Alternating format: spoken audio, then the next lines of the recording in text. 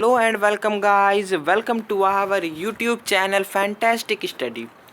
तो दोस्तों, जैसा कि आप सबको पता है, हम रोज़ आपके लिए टॉप 20 इतिहास के क्वेश्चन लेके आते हैं जो कि यूपीएससी के लिए और अन्य स्टेट पीसीएस और किसी भी गवर्नमेंट एग्ज़ाम के लिए बहुत ही इंपॉर्टेंट होते हैं। तो उसी कड़ी में आज हम फिर से आपके लिए लेके आए हैं टॉप 20 हिस्ट्री के प्रश्न। तो चलिए आज का हम अपना वीडियो शुरू करते हैं।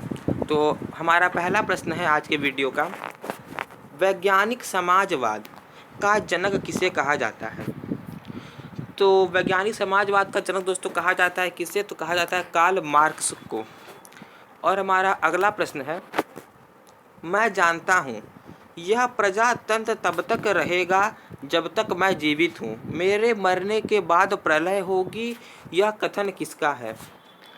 मतलब ये जो कथन है कि मैं जानता हूँ यह प्रजातंत्र तब तक रहेगा जब तक मैं जीवित हूँ, मेरे मरने के बाद प्रलय होगी, ये प्रजातंत्र किसका है? मतलब यह कथन किसने कहा? तो यह कथन कहा दोस्तों किसने? लुई 15वां ने।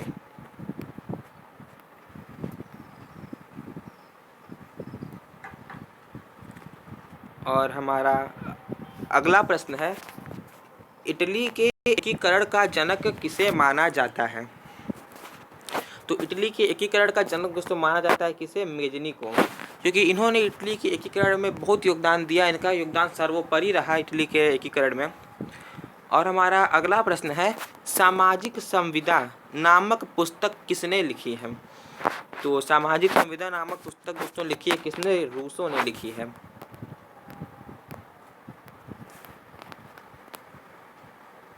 और हमारा अगला प्रश्न है, पोर्ट्रूस माउथ की संधि कब हुई? तो जो पोर्ट्रूस माउथ की संधि हुई दोस्तों कब? 1905 ईस्वी में। और हमारा अगला प्रश्न है, चेका का संगठन किसने किया? तो चेका का संगठन दोस्तों किया किसने? लेनिन ने। और हमारा अगला प्रश्न है, फेबियन सोसाइटी की स्थापना कब हुई? तो जो फेबियन सोसाइटी की स्थापना दोस्तों हुई कब? 1884 ईस्वी में। और हमारा अगला प्रश्न है, अस्थाई शांति हेतु सिद्धांत किसने दिया? तो अस्थाई शांति हेतु जो सिद्धांत था वह दोस्तों दिया किसने? ट्राट्स्की ने। और हमारा अगला प्रश्न है, इंग्लैंड में गृह युद्ध के दौरान समर्थकों को क्या कहा जाता था? तो इंग्लैंड में गृह युद्ध के दौरान जो वहाँ का शासक था चार्ल्स प्रथम था, और जो इंग्लैंड का गृह युद्ध था उसके जो समर्थक थे उनको दोस्तों पता है क्या? उनको दोस्तों कहा जाता था कैवेलियर। और हमारा अगला प्रश्न है, कोर्ट ऑफ हाई कमान की स्थापना किसने की? तो कोर्ट ऑफ हाई कमान की स्थापना दोस्तों की जेम्स द्वितीय ने। और अगला प्रश्न है, किस व्यक्ति ने पक्की सड़क बनाने की विधि निकाली? तो पक्की सड़क बनाने की विधि दोस्तों निकाली किसने? मैकेडम ने। और अगला प्रश्न है, भाप के इंजन का प्रयोग सर्वप्रथम कब हुआ? तो भाप के इंजन का प्रयोग सर्वप्रथम दोस्तों हुआ कब? 1814 ईस्वी में। और अगला प्रश्न है, यूरोप में यूरो मुद्रा का प्रचलन कब हुआ? तो यूरोप में यूरो मुद्रा का प्रचलन दोस्तों कब हुआ? 1999 ईस्वी में। और अगला प्रश्न है, विश्व शांति के लिए बांडगू सम्मेलन कब हुआ?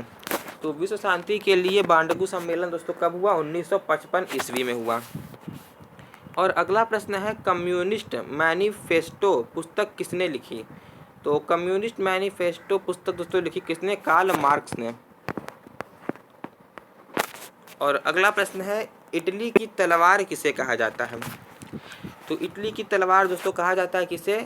गैरीबाल्डी को, क्योंकि इनका जो योगदान रहा वह इटली के एकीकरण के जनक के बाद इनका दूसरा स्थान रहा इटली के एकीकरण में। और इसी कड़ी में आगे बढ़ते हुए हमारा पहला प्रश्न है, शक्ति पृथक्करण सिद्धांत किसने दिया? मतलब जो सिद्धांत था शक्ति पृथक्करण, इसको किसने प्रतिपादित किया या फिर किसने दिया? तो इसको दिया मॉन्टेस्क्यू ने, या फिर मॉन्टेग्यू कहते हैं, या फिर मॉन्टेस्क्यू, कुछ भी। इनका कभी कोई शुद्ध नाम नहीं लिखा जाता, या फिर हमें कहीं नहीं मिलता है, दोनों जगह हमें अलग अलग नाम मिलते हैं देखने को। और अगला प्रश्न है, पीत आतंक से किसे संबोधित किया गया था? तो पीत आतंक से दोस्तों संबोधित किया गया था किसे? जापान को। और अगला प्रश्न है, रूसी साम्यवाद का जनक किसे कहा जाता है? तो यह दोस्तों कहा जाता है किसे? गार्गी प्लेखानोव को। और हमारा अगला प्रश्न है, रूस के शासक को क्या कहा जाता था? तो रूस के शासक को कहा जाता था जार। तो दोस्तों आज के लिए बस इतना ही। अगर आपको हमारा वीडियो अच्छा लगे तो हमारे चैनल को लाइक करें, सब्सक्राइब करें और शेयर करना ना भूलें। धन्यवाद।